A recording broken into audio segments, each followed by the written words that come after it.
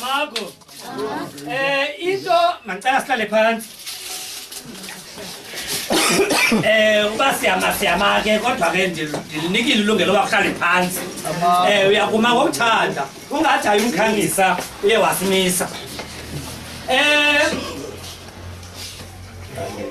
Bayakuthi abanye abantu babe nombuzo wokuba yintoni lento inkolo yemveli. Ngoba singabanye namhlanje siyaqala ukuthi sidibane. Inkolo yemveli esikuyo yinkolo yokhokho.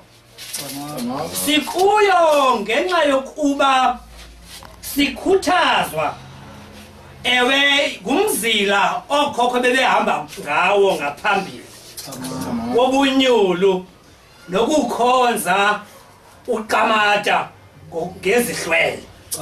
Andithi bakhonza izihlwele, ndithi bakhonza uqamata ngezihlwele, baya kumdali ngezihlwele. Ewe obunyulu loo ndlela isikhuthazayo yindlela ebebesenza ngayo izinto okhokho. Ngexesha labo ibingelo xesha lezigulo, ngexesha labo ibilixesha lobutyebi, ngexesha labo ibilixesha lobuntu, ngexesha labo ibilixesha lokuba umuntu ebemazi omnye umuntu. Sikhuthazwa yiloo nto. Loo nto yonke ichaza ubunzulu benkolo yemveli. Inkolo yemveli leyo ke esikuyo Camagwini. Inkolo lena yemveli yinkolo echukumisa Afrika olapha kumazantsi eAfrika ukusukela kulamazwe eGhana, Nigeria ukwehla. Inkolo lena ke esithi sikholelwa kuyo. Inkolo lena esimanyanisayo. Ungathi xa ujonga imbali, xa ujonga igeography, ujonga eyalamazwe, uyaqwalasela izindlu zabo. Abasoze babe banazo izindlu uba banayo irontaku. Abasoze babe imfuyo yabo ayihlali ndawo uba ayihlali buhlanti. Yiloo nto leyo esikholelwa kuyo singama-Afrika. Sikholelwa ke ukuthi ubuntu, ukuphilisana ngendlela entle singabantu, sibe singabantu abanothando. Sikholelwa ukuthi senze amasiko. Sikholelwa loo nto leyo yiyo esinxulumisana nezinyanya, ezisinqulela kumdali uqamata. Yiloo nto sikholelwa kuyo. Ngapha koko sikholelwa ukuthi ngapha kokufa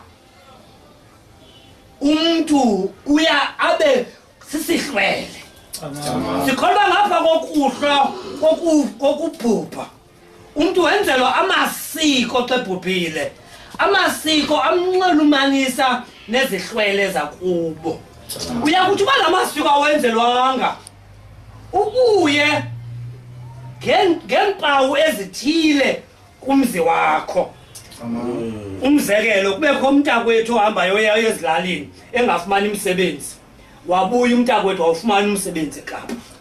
Kuthetha uba bekudingeka uba enze into ethile, ahambe yokuqhagamshelana nezihlwele esithile. Izihlwele ke ziza kuthi ke ngezinto ezithile.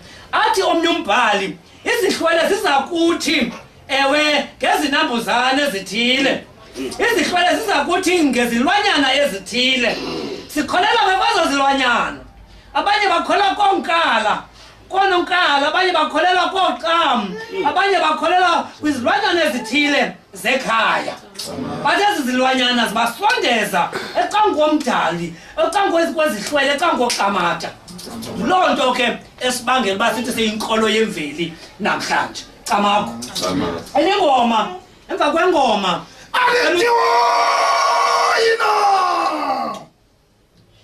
Yasuka yasika kaloku madoda inyimbo. Yole nto kaloku yakhe yathatha inyimbo ngelinye ilanga. Yathi makancame kaloku madoda umfazi ongazelanga.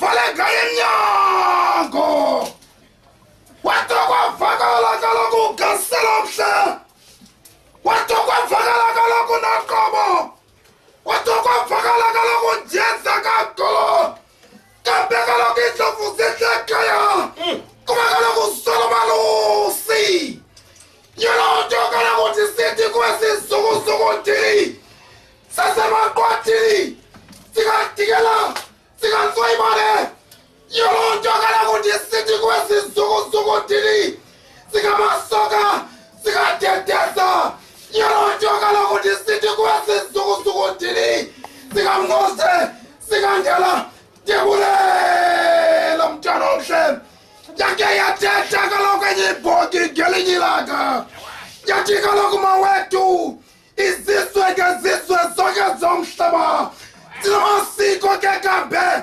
zinezithethe zazo yathi kaloku ezizizwe ziyazidla ziyazingca ngamasiko azo yathi ezizizwe zizigopha amacala yilonto kaloku ndisithi ngalo mlomo sinyodiniza se-Afrika ma-Afrika mnyama neenkomo zawo zingceni kaloku mawethu nizigopha amacala ningabi nantloni ningoyiki ningabi negwatyu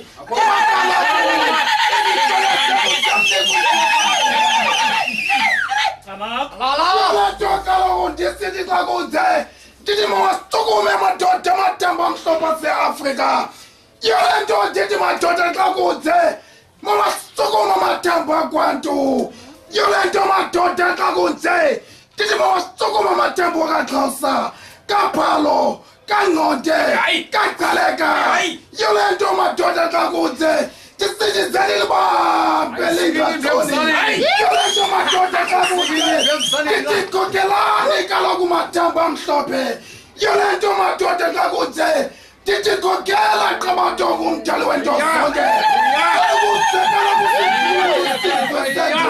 kuba kaloku naga manje uthulula amanyala kuba kaloku madoda naga manje ukunyeza amasikisi yile nto xa kunje ndithi qamatonyolo sikhulule usinike umkhombandlela uyisuse le nkombi ihlele emehlweni uyisuse le ntongi ihlele emehlweni kuze kaloku abantwana bethu babuxhamla ubuzwe bethu